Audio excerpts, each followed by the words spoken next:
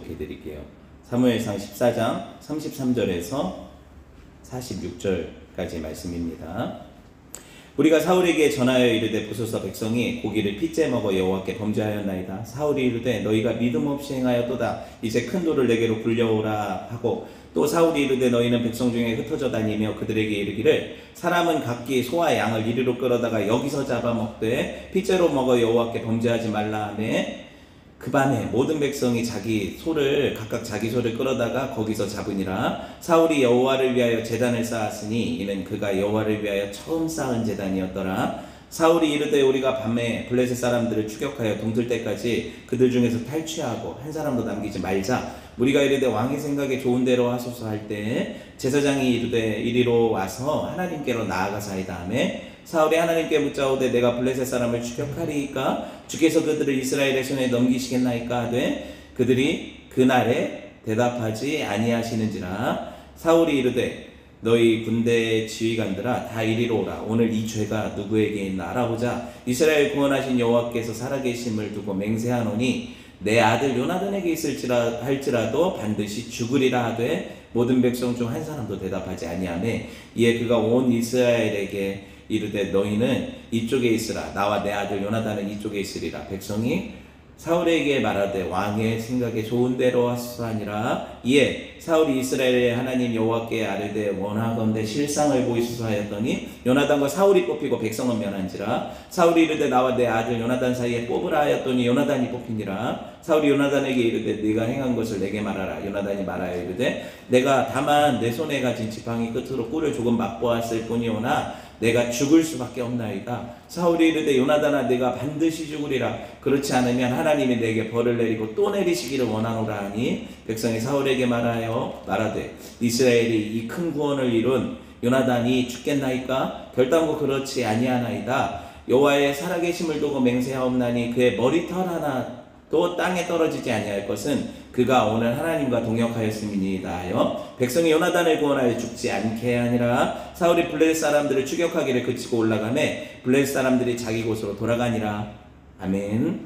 네, 오늘 사무엘강의 31번째 시간이죠. 지난 시간 제목이 육에 속한 크리스천, 영에 속한 크리스천이었는데 오늘 두 번째 시간이에요. 육에 속한 크리스천 vs 영에 속한 크리스천. 네, 이에요. 육에 속한 크리스천 대 영에 속한 크리스천. 두 번째 시간입니다.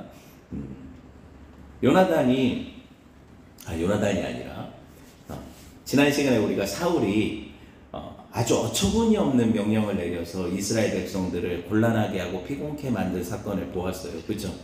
여러분 분명히 그 명령이 없었다면 블레셋을 대파하고 승리를 크게 거두었을 일이었는데 이 이스라엘이 큰 승리를 눈앞에 두고 놓친 이유가 뭐예요? 사울의 금식 명령 때문이었죠. 사울이 명령한 그 금식은 되게 종교적인 명령이잖아요. 그렇죠? 그럼에도 불구하고 그것이 하나님께로부터 나왔다고 볼 수 없다고 했잖아요. 왜 그래요? 자기를 드러내려는 명령이거든요. 자기 열심과 자기 종교적인 행위, 자기 영광을 위한 그 금식 명령이기 때문에 이게 누굴 위한 거예요?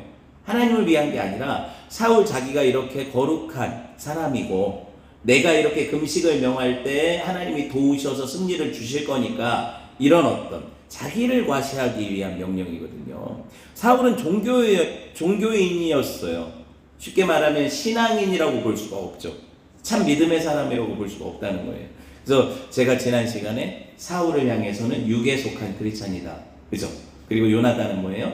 영에 속한 크리스찬이다. 이렇게 얘기를 했죠. 왜? 요나단은 하나님의 그 의분을 가졌어요. 그래서 그 숫자가 어찌하든지 자기와 병기든 자 둘만이라도 하나님 영광을 위해서 싸우고자 하고 목숨을 내걸죠. 믿음의 행위를 하잖아요. 약속 붙잡고 하나님의 도우심을 의지하면서 하나님 원수와 전쟁을 수행해 가니까 하나님이 어떻게 하셨어요? 블레셋을 크게 이기게 하시죠. 요나단을 도우시잖아요. 그러니까 요나단은 영에 속한 크리스찬의 전형이고 누구예요? 사울은 육에 속한 크리스찬의 전형이다. 그런데 이 두 족속이 교회 안에 있다는 거죠. 교회 안에 모두가 다 영적인 크리스찬이 되고자 하잖아요. 그걸 원하잖아요. 하지만 교회 안에서도 또 성경의 역사를 봐도 뭐예요? 육에 속한 자와 영에 속한 자가 있다는 거예요. 여러분, 아브라함이 믿음의 조상 맞죠? 맞아요. 근데 아브라함이 믿음의 조상인데, 믿음의 조상이 장막에서 두 족속이 커요. 하나는 이스마엘이라는, 하갈이 낳은 율법의 자녀인 이스마엘이라는 자가 크고, 하나는 뭐예요? 약속의 자녀, 언약을 따라 난 누구? 이삭이 커요. 한 장막 안에 있어요. 이게 교회라니까요. 교회 안에 이삭이 크고 이스마엘이 크고 있는 거예요. 아시겠어요? 한 사람은 언약에 속한 자, 영에 속한 자, 한 사람은 율법에 속한 자, 이걸 육에 속한 자라고 하죠. 이 둘이 같이 크는데 어떤 일이 벌어져요? 이삭이 젖을 떼고 어느 정도 자라고 있을 때 이스마엘은 이미 청소년기가 되어서 컸죠. 그때 누가 누구를 괴롭혀요? 이스마엘이 이삭을 괴롭혀요. 교회 안에서 일어나는 일이에요. 육에 속한 크리스찬이 누구를 미워해요?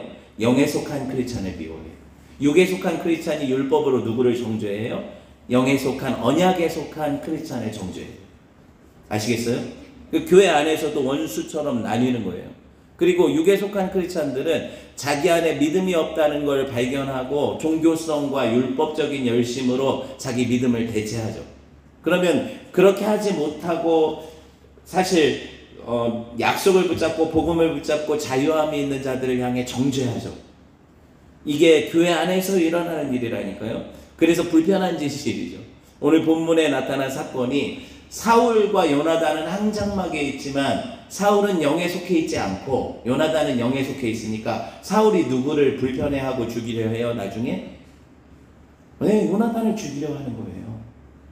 그게 자기가 육적이라는 것을 들키게 되니까.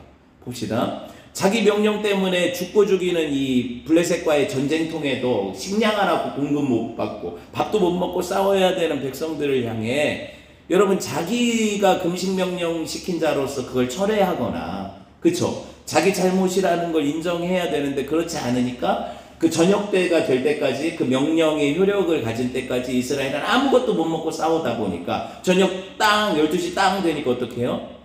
그들이 너무 배가 고파서 탈취한 그 소나 양을 잡을 때 피를 빼지 않고 그걸 삶아 먹거나 볶아 먹었다고 했죠. 그러니까 범죄하게 만든 게 누구예요? 이스라엘 백성이 아니라 사울이에요. 그런데도 사울은 누구를 정죄합니까? 자기 말을 지키지 않고 맹세를 어긴 이스라엘을 정죄하고 있어요. 이게 율법주의예요. 아시겠어요? 사무엘상 14장 33절을 봅시다. 시작. 무리가 사울에게 전하여 이르되 보소서 백성이 고기를 핏째 먹어 여호와께 범죄하였나이다. 사울이 이르되 너희가 믿음 없이 행하였도다. 이제 큰 돌을 내게로 굴려오라 하고. 누가 믿음이 없는 거예요. 여러분, 지금 사울은 이스라엘 백성들이 핏째 고기 먹은 것 때문에 너 정말 믿음 없다 이 나쁜 놈들아, 어떻게 그러냐 하고 정죄하죠. 그런데 우리가 볼 때 지금 성경이 말하는 누가 나쁜 놈 같아요? 누가 믿음 없는 것 같아요? 사울을 얘기하고 있는 거예요. 성경은 너무 배가 고파서 고기에 피 안 빼먹고 율법을 어긴 건 사실이지만, 그렇지만 그것보다 더 중요한 게 있잖아요. 생명이 더 중요하지 않아요? 생명이 더 중요하잖아요. 그런데 자기 생명을 아낌없이 이 전쟁통에 싸우고 있는 사람들이 그 작은 율법을 어겼다고 해서 하나님이 정죄하실까 한번 생각을 해보세요. 오히려 자기 영광을 구하기 위해 금식하고 싸워야 멋있지, 이 외식하는 자를 하나님이 기뻐하실까요? 종교적으로 보이기는 하지만 그 명령이, 여러분 전에도 언급했다시피 정말 믿음 없는 사람은 요나단이 아니라니까요. 이스라엘 백성이 아니라니까요. 사울이라니까요. 이 사람이 믿음이 없어요. 근데 믿음 있는 척 하려다 보니까 모든 종교적인 외식과 형식을 갖다 빌어 쓰죠. 지금도 보세요. 그가 어떻게 외식합니까? 큰 돌을 가져다 바위 같은 걸 굴려오라고, 힘도 없는 사람들한테 그걸 굴려오라고 해서 거기서 뭘 잡으래요? 끌고 온 소나 양을 거기서 잡으면, 높은 데서 그 고기를 잡으면 어떻게 피가 밑으로 쏠리니까 흘러내릴 거 아니에요. 그렇게 피 빼고 먹으라는 거예요. 계속해서 그걸 강조하고 있죠. 이미 다 어느 정도 급한 사람들은 먹은 이유죠. 이미 다 먹은 이유잖아요. 그런데도 아직까지 이걸 강조하고 있는 거예요, 이 사람이. 그러고 실제로 아주 특이한 구절이 나오는데 35절 봅시다. 14장 35절 시작. 사울이 여호와를 위하여 제단을 쌓았으니 이는 그가 여호와를 위하여 처음 쌓은 제단이었더라. 왜 사울이 지금 여기서 제단을 쌓을까요? 떡 본 김에 굿한다고 우리나라도 지금 끌고 온 게 소나 양이죠. 뭐예요? 재물이죠. 그쵸? 일석이조 아닙니까? 먹기도 하고 예배도 드리고, 네? 아시겠어요? 어차피 잡을 거 아니에요, 짐승은. 뭔가 사울은 종교적인 형태와 형식을 계속 취하고 있지만 하나님이 기뻐하시는 마음은 아닌 것 같단 말이에요. 성경이 계속 이걸 보여주고 있어요. 예배하고 있는데도 이 예배가 하나님 기뻐하시는 것이 아닐 수 있다는 거. 그죠? 제단을 쌓는데 그 제단이 결코 하나님이 원하시는 제사가 아닐 수 있다는 거. 이걸 지금 보여주고 있는 거예요. 사울은 지금 계속 말끝마다 뭐냐면 이 제단을 누구 때문에 쌓는 거라고 사울이 얘기를 해요. 빚째 먹은 너네들, 금식 명령을 어긴 너희들, 누가 죄인이라는 거예요? 지금 그 명령을 어기고 빚째 먹은 너네들이 죄인이라서 이 제단은 누구를 위해 필요하다는 거예요? 너네들을 속죄하기 위해서 필요한 거야. 누가 아닌? 나 아닌 누구? 사울이 아닌 자기에겐 이 제단이 필요 없는데 아시겠어요? 왜? 나는 금식 명령을 지켰고 금식을 했고 율법을 안 어겼다는 거죠. 그런데 너네들은 지금 율법을 어겼기 때문에 뭐가 필요하다? 제단이 필요하고 속죄가 필요하다는 거예요. 그러니까 나를 위한 제단이 아니라는 거예요. 나처럼 왜 못 사냐는 거죠. 왜 나처럼 거룩하고 경건하게 하나님의 법을 못 지키며 사냐는 거죠. 아시겠어요? 제가 설교를 할 때마다 여러분을 정죄한다고 생각했어요. 여러분은 왜 저처럼 못 사십니까? 여러분은 왜 저처럼 하나님 못 섬기세요? 왜 여러분은 하나님의 말씀을 한 주간도 몇 번씩이나 어깁니까? 저는 어긴 적이 없어요. 이러면 여러분 어때요? 은혜 받아요? 아니면 여러분 마음 안에 계속해서 정죄감이 들고 하나님으로부터 멀어지는 느낌이 나요? 한번 생각해 보세요. 그런데 여러분 대부분의 강단에서는 정죄가 선포되죠. 율법주의예요. 물론 때로는 우리가 도전도 받아야 되고 잘못한 것을 지적받는 게 맞아요. 그게 분명히 율법의 기능이 있어요. 그게 성경에. 그런데 거기서 끝나면 안 되죠. 이 단이 상징하는 바가 뭐예요? 속죄잖아요. 속죄. 거기서 제외되어야 될 사람이 있어요, 없어요? 목사도 아닌 거예요. 여러분만 회개할 필요가 있는 게 아니에요. 아시겠어요? 저도 이 제단을 예배를 얘기하는 저도 회개해야 되는 사람이에요. 근데 사울은 지금 자기를 쏙 빼놓고 누구 때문에 이걸 제단을 쌓는 거래요? 범죄한 너희들을 위해서 제단. 내가 왜 예배 드리는지 아세요? 제가 왜 설교하는지 아세요? 여러분 때문이에요. 라고 하면 여러분 마음이 어떻겠어요? 목사님은 진짜 대단히 거룩하신가 보다 이렇게 생각하겠어요? 아니면 진짜 너무하네. 자기도 못 지켰을 거면서 이럴 것 같아요. 한번 생각해보세요. 여러분 눈빛 보면 벌써 답이 나와요. 그러니까 여러분 이 자가 사울이 선포한 건 뭐냐면 자기는 제단이 필요 없다는 거예요. 자기를 위해서는 제사가 필요 없대. 왜? 나는 율법을 지켜서 구원받을 거니까. 난 율법을 지켜서 인정받을 거니까. 제사, 속죄, 그건 누굴 위한 거예요? 율법을 지키지 못하는 범죄자들, 죄인들. 아시겠어요? 십자가가 누구를 위해 필요한 거예요? 죄인들. 나는 아니래요. 아시겠어요? 나는 그런 게 필요 없대. 왜? 난 율법을 지키니까요. 사울이 이런 얘기를 하고 있는 거예요. 그러고 나서 봅시다. 다 자기 탓이 아니라고 생각하니까 사울이 이렇게 담대한 거거든요. 지금 막 얘기하는 것 자체가. 그러고 나서 어쨌든 고기를 충분히 먹었어. 사람들이 제사도 드렸어. 그러고 나서는 사울이 이런 얘기를 하죠. 야, 충분히 먹었냐? 그러면은 우리 블레셋 사람들 쫓아가서 이 밤에 아예 전멸을 시키고 탈취물들 다 잡고 다 죽여버리고 오자. 진작에 사실은 이 일을 했어야 되는데 자기가 못 먹게 해서 못한 일이거든요. 근데 이제 먹었으니까 가자. 근데 이미 블레셋 사람들은 엄청 자기 곳으로 도망간 이유거든요. 그런데 사람들이 볼 때 굳이 쓸데없는 짓인데 왕이 하자고 하니까 어떻게 해요? 해야죠. 그러니까 우리가 교회 안에서 많은 일들이 일어나는데 목사님, 여러분들이 판단하기에 이 일은 굳이 우리 교회가 하지 않아도 되는 일인데 목사님이 하자면 여러분은 어떻게 해요? 그 말을 거역하기가 그러니까 또 그거 반대하기가 그러니까 어거지로 하는 일들이 있을 수 있단 말이에요. 근데 오늘 사울이 그래. 사울이 사실 이런 이야기를 하면 누구 하나 나서서 굳이 이미 늦었습니다. 당신 때문에 이미 늦었습니다. 할 사람이 어디 있어요? 그러니까 그렇게 하자. 그러고 갔는데 어때요? 다 갔죠. 이미 끝났죠. 그러려고 하는데 제사장이 그래도 약간 그 영적인 그런 그 스피릿이 있는지 와가지고 그런 얘기를 하는 거예요. 사울한테. 그렇게 하려는 사울한테 그렇게 쫓아가지 말고 먼저 누구한테 물어봅시다. 제단 쌓은 김에 하나님께 물어봅시다 이런 얘기를 오늘 제사장이 하잖아요. 여러분 성경 읽었잖아요. 그죠? 사실 이전에도 이 제사장하고 했던 일이 뭐예요? 우림과 둠림을 통해서 하나님 뜻을 물으려고 하다가 전쟁이 딱 보니까는 이 현상적으로 이기고 있으니까 그걸 묻기를 그치고 쫓아갔었잖아요. 이 사람이, 사울이. 그런데 보니까 지금 이제 전쟁을 앞두고 다시 묻자고 얘기를 하니까 뭐 어느 정도 휴식을 취하고 먹고 있던 터니까 그렇게 하자 그랬던 것 같아요. 어차피 재단도 쌓아놨고. 그래서 물어요. 실제로 물었는데 어때요? 하나님께서 응답하십니까? 안 하십니까? 응답을 안 하시죠? 왜 응답을 안 하셨을 것 같아요? 여러분 생각에는. 여러분 생각에는 사울이 지금 응답을 안 하니까 사울은 딱 이걸 캐치를 했어. 누구 때문이다? 그러니까 자기는 아니고 누군가 범죄했기 때문에 범죄하니까 하나님이 이 일을 응답을 안 하시는 거다 생각을 한 거예요. 그래서 사울이 그런 얘기를 하죠. 누구 때문인지 찾아보자고. 그럼 이렇게 담대하게 얘기할 수 있었던 건 뭐예요? 자기 생각에 자기는 제외되는 거죠. 자기는 아니라는 거예요. 자기는 범죄한 자가 아니라는 거죠. 봅시다. 사무엘상 14장 38절에서 39절 같이 볼게요. 시작. 사울이 이르되 너희 군대 지휘관들아 다 이리로 오라. 오늘 이 죄가 누구에게 있나 알아보자. 이스라엘 구원하신 여호와께서 살아계심을 두고 맹세식이나 하죠. 지금 맹세하노니 내 아들 요나단에게 있다 할지라도 반드시 죽으리라 하되 모든 백성 중 한 사람도 대답하지 아니하며. 보세요. 이 사람이 얼마나 지각이 없냐면 자기는 절대 아닐 거라고 생각하기 때문에 자기 아들하고 자기 이렇게 한쪽에 놓고 이스라엘 백성들 한쪽에 두고 이걸 우림과 둠림으로 한번 제비뽑기 하자는 거잖아요. 판단을 해보자는 거죠. 블레셋과 전쟁하고 있던 저 아들 요나단이 먼저 기습을 했었으니까 언제 그 명령을 어길 틈이 없었을 거라고 생각했을 거예요. 사울 입장에서. 그러니까 요나단이랑 자기는 아니라는 거죠. 이런 생각을 딱 갖고 있으니까 입다처럼 함부로 서원을 하잖아요. 누구든지 먼저 나와서 나를 맞이하는 자를 번제로 드리겠습니다. 아주 어리석은 소원이라고 했죠.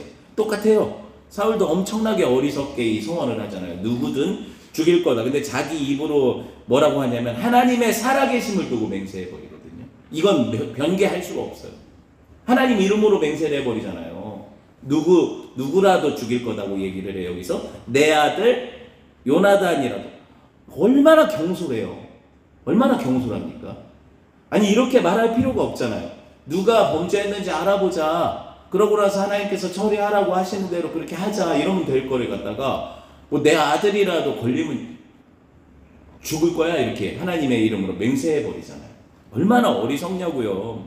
아무리 거룩하고 거창하게 뭐 이스라엘을 구원하신 여호와의 살아계심을 두고 맹세하노니. 여러분 왜 사람들이 큰 소리 치고 자기 의견을 얘기하는지 아세요?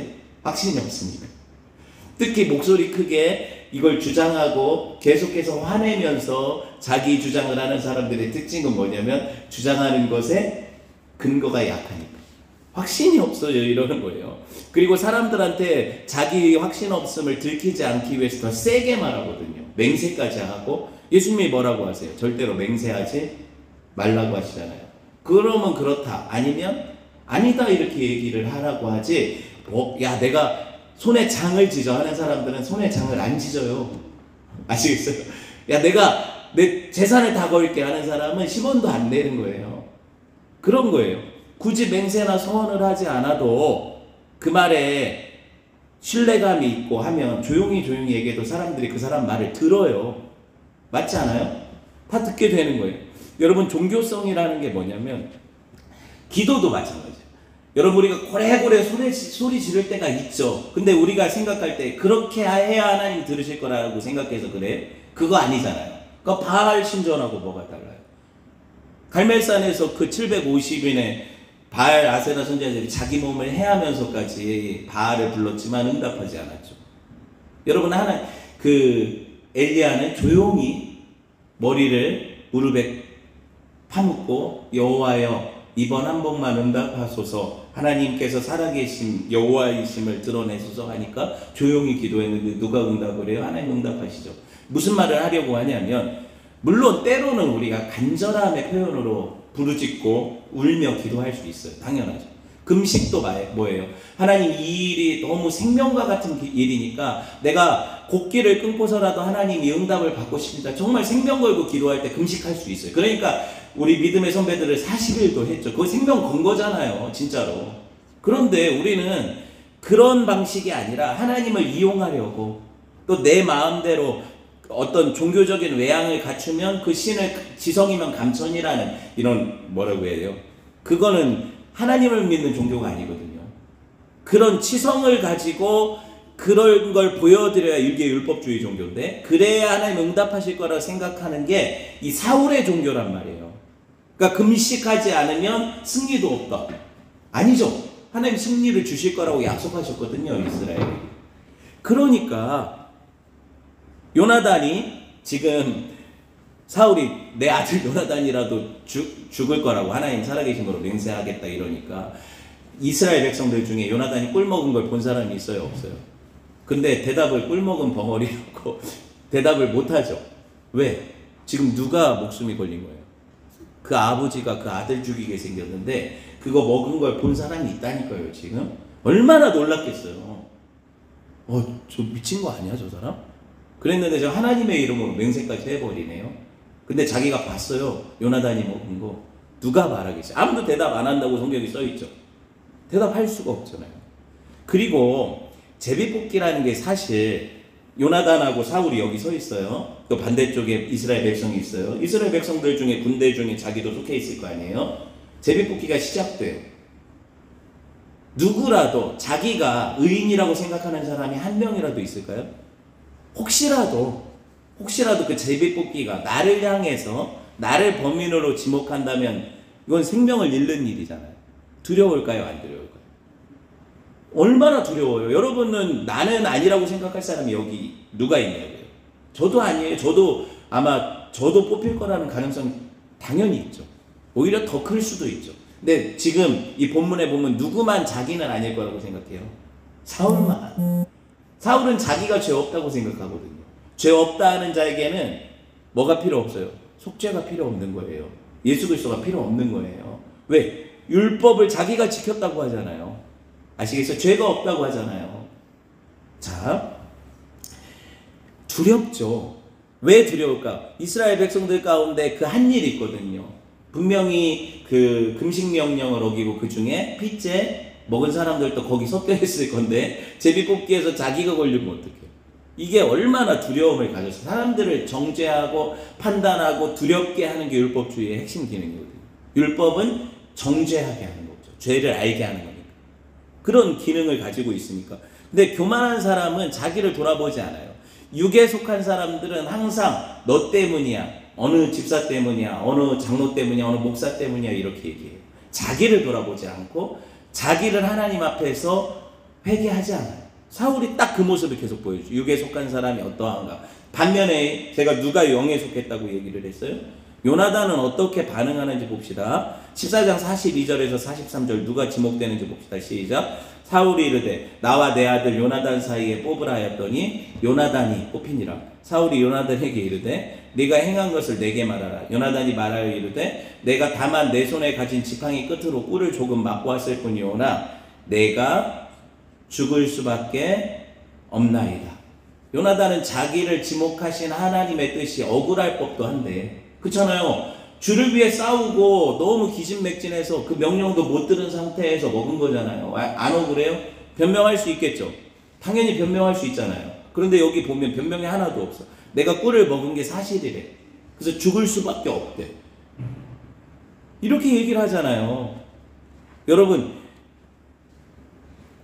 요나단이 얼마나 충성스럽게 하나님과 동역을 했습니까? 그리고 하나님께서는 그를 받으셔서 큰 승리를 주셨잖아요. 그런데도 불구하고 하나님이 왜 요나단을 제비뽑기를 통해서 아간처럼 지목하셨을까요? 여기 이제 오늘 본문을 푸는 키가 있을 것 같아요. 여러분들 생각해 보세요. 분명히 요나단이 지금 범인으로 지목된 게 사실이죠. 제가 하나님이라면 제 단순한 머리로는 누굴 지목했을 것 같냐면 사울을 지목했을 것 같아요. 딱 보여주시고 사울이 죄인이다. 이래서 사울 네 탓이다 이렇게 보여줬을 것 같은데 하나님은요 참 의중을 알 수가 없어요. 이거 빼도 박도 못하게 누굴 죽이게 돼요 지금? 요나단이 죽게 되는 거예요. 하나님께 그렇게 순전하게 자기를 드리던 요나단을 범인으로 지목하시는 거예요.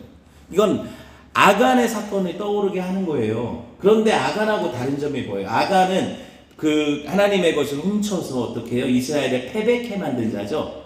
그런데 이 요나단은 어때요? 하나님과 동역을 해서 이스라엘을 승리케 한 자죠. 완전히 지금 배경이 다르잖아요. 그런데 하나님이 누구를 이 승리 이후에 제비 뽑힌 자로 요나단이 죽을 자로 지명을 하시는 거죠. 이게 안 이상합니까? 이게 안 이상해요? 그런데 진짜 이상한 건 뭐냐면 사울의 태도. 아버지잖아요. 왕이기 전에 내 맏아들이잖아요. 이 요나단이. 자기 왕위를 이을 자이기도 하고. 이 맏아들 요나단이 죄인으로 지목됐는데 사울은 그저 이 상황이 자기만 아니면 되었다. 이런 느낌이거든요. 보세요. 자연스럽게 네가 반드시 죽으리라. 왜? 자기가 맹세했으니까. 내가 하나님의 이름으로 맹세했으니까 이거 변개치 못하니까 넌 죽을 자야. 어떻게 아들한테 이래요? 아빠가? 만약에 시온이가 범죄한 자로 내 맹세 때문에 그걸 어겨서 얘가 범죄한 자로 드러났다면 제가 아빠 맞죠? 아빠라면이 아니라 저라면 어떻게 했을 것 같냐면 제가 하나님 앞에 제가 죽을 자입니다. 제가 잘못해서 우리 아들은 아닙니다. 이렇게 얘기했을 것 같아요. 당연하죠. 여러분도 그럴 거 아니에요. 그런데 요나단도 진짜 이삭같이 그 모리아산의 이삭같이 반항 한 번 아니에요. 순순하게 자기 운명처럼 죽음을 받아들이잖아요. 내가 꿀을 먹은 게 사실이고 내가 하나님 앞에 죽을 자입니다. 이렇게 얘기를 해요. 내가 어떻게 싸워서 용맹을 떨쳐서 블레셋을 이겼고 내가 이 두 명 단둘이 올라가서 아무도 무서워가지고 나오지도 못하는데 큰 승리를 가져온 사람이라 이런 얘기를 한마디 하지 않죠. 아시겠어요? 요나단의 태도를.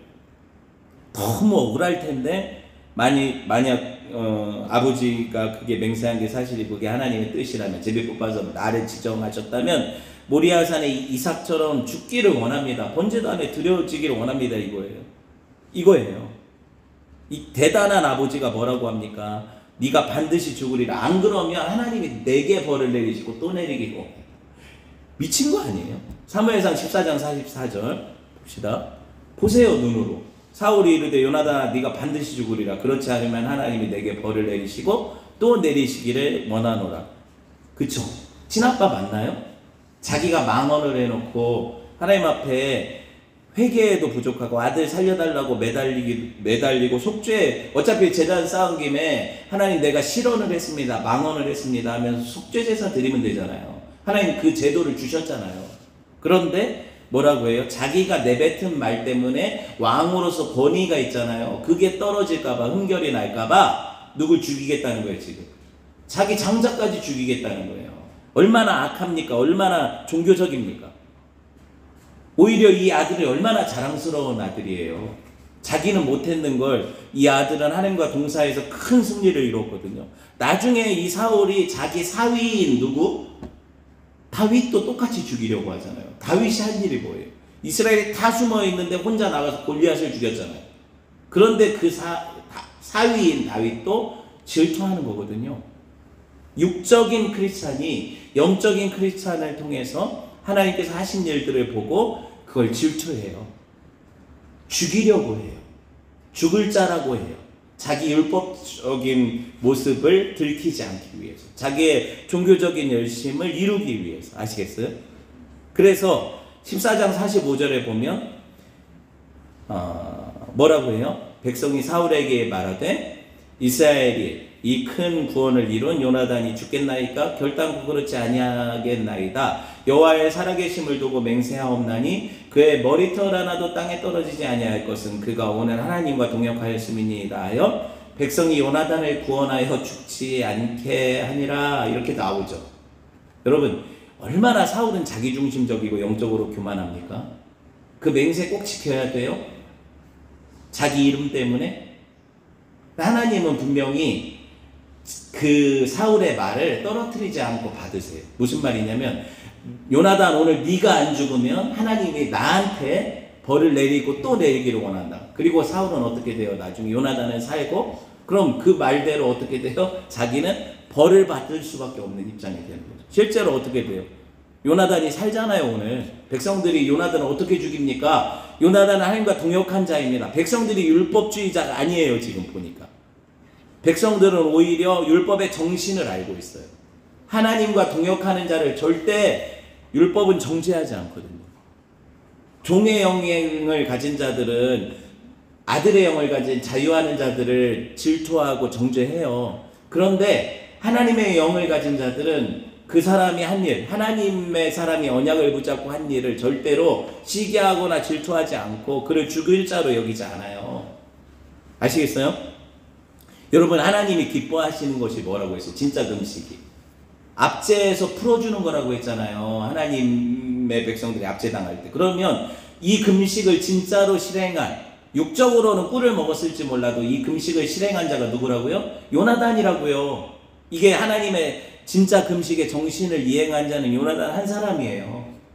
아시겠어요? 그러니까 하나님과 동역했고 율법의 정신을 온전히 지켰기 때문에 요나단은 죽을 자가 아니라는 거죠. 율법에 의해서도 죽을 자가 아니라는 거예요. 그렇게 얘기를 하는데 왕보다 백성들이 낫지 않습니까? 때로는요, 성도들이 목사보다 나아요. 실제로 그래요. 여러분들이 복음을 제대로 이해하고 하나님을 알고 언약 안에서 자라면 여러분이 어디 가도 저기 율법으로 정죄하고 그 사람을 죽이는 설교인지 살리는 설교인지를 여러분이 알아듣게 돼요. 분별할 지각이 생긴단 말이에요. 아시겠어요? 율법주의가 왜 악합니까? 왜 악한 거예요? 율법의 정신이 아니라 행위를 의지하기 때문에 그래요. 율법의 정신은 뭐예요? 예수님이 딱 두 가지로 정리해 주셨죠. 십계명을. 그 율법의 핵심이라고 불리는 십계명을 뭐로 정리해 주셨어요? 하나, 네 마음을 다하고 뜻을 다하고 힘을 다하여 내 하나님 사랑하라는 거. 또 하나는 뭐예요? 네 이웃을 내 몸과 같이 사랑하라는 거. 딱 두 개. 이걸 하나로 하면 뭐예요? 사랑이죠. 율법의 정신이 뭐다? 사랑이에요. 그러면 지금 보세요. 금식을 명한 이 율법 안에, 사울의 금식을 명한 율법 안에 사랑이 있어요? 없어요? 없죠. 율법의 정신이 빠졌잖아요. 왜? 백성들이 지금 죽을 힘을 다해 싸우고 있는데 굶으라는 게 사랑이에요? 아니죠. 아니잖아요. 자기 아들이 딱 걸렸어요. 제비뽑기를 해가지고 율법을 어긴 자로. 내가 하나님의 이름으로 맹세했기 때문에 너는 반드시 죽어야 돼. 이게 사랑이에요? 아니에요? 율법의 정신이에요? 아니에요? 아니죠. 제가 설명하는 게 이해가 돼요? 사랑의 정신이 아니잖아요. 그럼 율법은 뭐예요? 껍데기가 되는 거죠. 고린도전서에 보면 사랑이 없으면 소리나는 구리와 울리는 꽹과리가 되는데 어떤 그 말을 해도 사랑이 없으면, 여러분 보세요. 하나님께서는 율법의 정신을 알기를 원하세요. 그러니까 이 구약에서도 여전히 하나님께서 백성들이 요나단을 사랑해서 살리려는 마음, 요나단이 백성들을 사랑해서 블레셋과 자기 목숨을 걸고 싸우려는 마음, 하나님을 사랑하는 마음, 이거를 받으시는 거죠. 아시겠어요? 사랑이 빠지면 안고 없는 찐빵이니까. 착한 사마리아인 비유 아시죠? 거기서 누가 강도 맞는 자의 친구가 됐어요? 예수님의 설명에 의하면 착한 사마리아. 제가 문제 속에 답을 넣었잖아요. 착한 사마리아. 그러면 두 명의 종교인들이 나오는데 누구예요? 제사장과 레위. 이 사람들은 뭘 상징해요? 당연히 육에 속한 크리스찬, 율법주의자를 상징하죠. 그러면은 그 강도 만난 자를 도운 이웃인 사마리아인은 영에 속한 자를 상징하죠. 이게 왜 다른지 보세요. 하나는 율법의 외향은 지키지만 정신은 지키지 않아요. 율법의 외향이 뭐예요? 시체를 접촉한 자는 부정하니까. 자기는 오늘 예배하러 가야 되는데 부정 타면 돼, 안 돼요? 제사장 레위인은 부정 타면 안 되잖아요. 아시겠어요? 이 사람은 강도 만나서 맞아가지고 거반 죽은 자같이 되었다고 성경에 써있잖아요. 죽은 시체일 수 있는데 만지면 돼요, 안 돼요? 나는 종교인이라 거룩한 사람이기 때문에 이 율법을 어기지 않으려면 만지면 안 되는 거예요. 근데 이 사마리아인은 자기가 오염되고 부정 타고 시체를만, 이게 중요한 게 아니라 할 수만 있으면 이 사람 살리려고 하죠.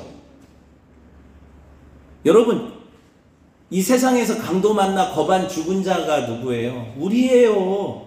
예수님이 우리가 부정하다고, 야 너네는 죄인이라고 찾아오시지 않고 우리를 싸매어 우리를 치료하지 않으셨다면 우리 다 죽을 인생이고 다 지옥 갈 인생이고 멸망당할 인생이에요.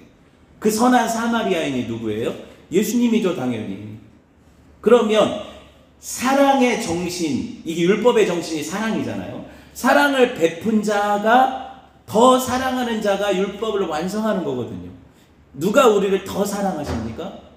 당연히 하나님을 사랑해요. 하나님을 우리가 사랑하는 것보다 성경에 뭐라고 해요? 내가 먼저 너희를 사랑했다고 하잖아요. 그럼 율법을 완성하시는 분이 누굴까요? 우리일까요? 아니면 하나님이실까요? 당연히 하나님이죠.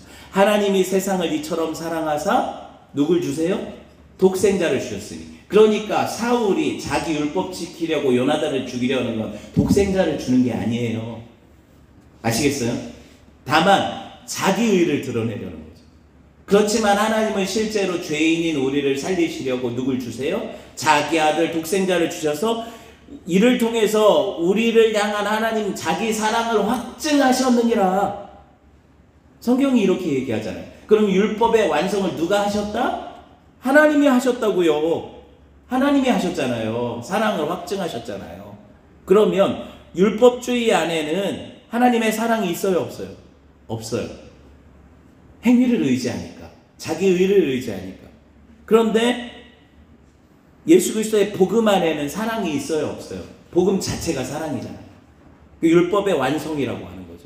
그래서 예수님이 십자가에서 뭐라고 하세요? 테텔레스타이, 다 이루었다. 뭘 이루셨을까요? 율법의 정죄를 다 하나님이 이루신 거예요. 뭘로? 사랑으로. 율법의 정신이 사랑이잖아요. 사랑으로 이루신 거죠, 온전히. 사랑 안에는 두려움이 없어요. 그러니까 왜 성도들이 교회 안에서 두려움을 가질까요? 저 사람이 날 이렇게 보면 어떻게, 저렇게 보면 어떻게, 판단하고 정죄하니까. 사랑이 없으니까. 그러니까 교회 와서도 자꾸 외향적으로 목사다운 목소리와 목사다운 행동, 집사다운, 아니 장로다운 막 이렇게 꾸며대야 되니까. 자기 안에 그런 능력이 없는데 오히려 사랑하면 어떻게 해요? 허다한 허물을 덮어주잖아요. 좀 모자라면 어때요? 여러분이 제가 완벽해서 제가 이찬수 목사님보다 아니면은 누구 대단한 사람 누가 있어요? 그런 분들보다 나아서 저와 신앙생활 하십니까? 아니잖아요. 아니고 저도 알아요. 그럼 여러분도 분당 우리 교회 교인들보다 더 나아서 제가 여러분하고 같이 있습니까? 그런 거 아니에요. 네, 여러분은 그럴 수도 있겠지만 어찌됐든 그게 중요한 게 아니라 사랑은 허다한 허물을 덮는다니까요. 아시겠어요? 그러니까 여러분도 제 허물을 덮잖아요. 저도 여러분의 허물을 보지 않죠. 뭐가 중요해요? 교회가 율법으로 나아가야 되겠습니까? 복음으로 나가야 되겠습니까? 오늘 사울이 하는 일은 적어도 사람을 살리는 일이 아니잖아요. 사람을 정죄하고 판단하고 죽이는 일이잖아요. 이건 율법이잖아요. 복음은 어때요? 이스라엘 백성들이 다 누굴 살리자고 해요, 지금. 그 범죄한 사람을 살리자고 하잖아요. 이 누구 정신이에요? 예수님의 정신이잖아요. 그 사람은 죽을 사람이 아닙니다. 왜? 하나님과 동역했기 때문이죠. 하나님이 은혜 주시기 때문이죠. 그 사람은 사는 거죠. 그래서 여러분 누가 살아요 오늘? 죽을 위기에 빠졌던 아버지 때문에 맞아 죽을 위기에 빠졌던 요나단이 사는 거예요. 요나단이 산다는 건 무슨 의미일까요? 죽었던 자가 산다는 건 무슨 의미일까요? 복음이 들어오면 생명을 살리는 역사가 일어나고 요나단이 오늘 어떻게 보면은 이삭처럼 모리아산에 제물이 될 뻔했어요. 그죠? 그렇지만 하나님이 예비하신 누가 있어요? 예, 양이 있어요. 요나단은 사는 거죠. 누가 죽어요 대신? 하나님의 아들이 죽어요. 결국에 이런 모든 구약의 그림자, 모형 이런 이야기들은 누구를 향해요? 당연히 율법이 아니라 율법의 완성이신 사랑을 얘기하시는 예수님을 향해 있죠. 그러니까 우리가 교회에서 배워야 될 한 분은 예수님밖에 없는 거예요. 율법을 아무리 배워서 십계명을 달달 외워보세요. 여러분 지킬 수 있나? 늘 그것 때문에 정죄감만 들죠. 여러분이 언제 하나님 외에 다른 걸 안 섬겨요? 돈도 섬기고 사람도 섬기고 내가 원하는 거 섬기고 다니는데 이게 정죄가 되면 어떻게 돼요? 나는 하나님의 율법을 어긴 자가 되는 거잖아요. 근데 제가 율법은 뭐라고 했어요? 십계명은 언약이라고 했죠. 하나님의 언약이라고 했잖아요. 이게 완전히 패러다임 시프트 되는 거예요. 왜? 첫 번째, 너는 나 외에 다른 신을 내게 말지니라. 이게 율법이 되면 내가 돈을 사랑하고 세상을 사랑했던 게 다 들키게 돼서 정죄되잖아요. 그런데 이게 어떻게 패러다임 시프트가 돼요? 언약이 되면 나는 하나님이 하시는 거예요, 약속을. 나는 네가 나 외에 다른 신을 섬기는 걸 원치 않으니까 그렇게 하지 않도록 만들 거야. 누구를 통해서? 내 아들을 통해서. 복음을 통해서 너는 나를 섬기는 자로 내가 반드시 만들고 말 거야. 나 외에 다른 신을 내게 두지 말라고 했다는 게 명령이 아니라 하나님의 약속이라니까요. 아시겠어요?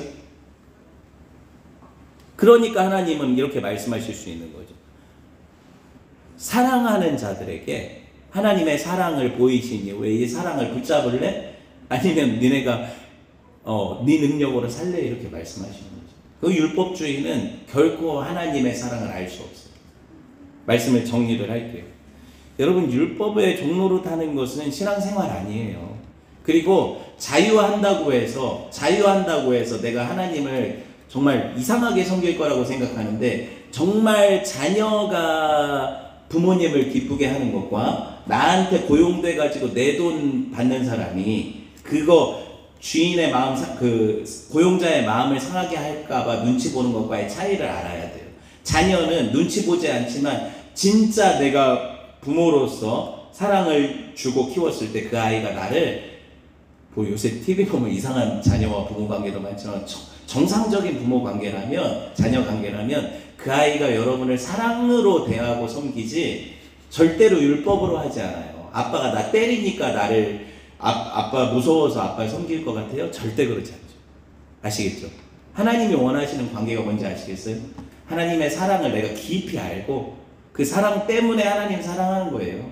그러니까 나는 주를 섬기는 것에 후회가 없죠. 왜냐하면 내가 지금까지 이토록 섬겼는데 하나님 나한테 해주신 게 뭐예요? 이건 종의 마음이라니까요.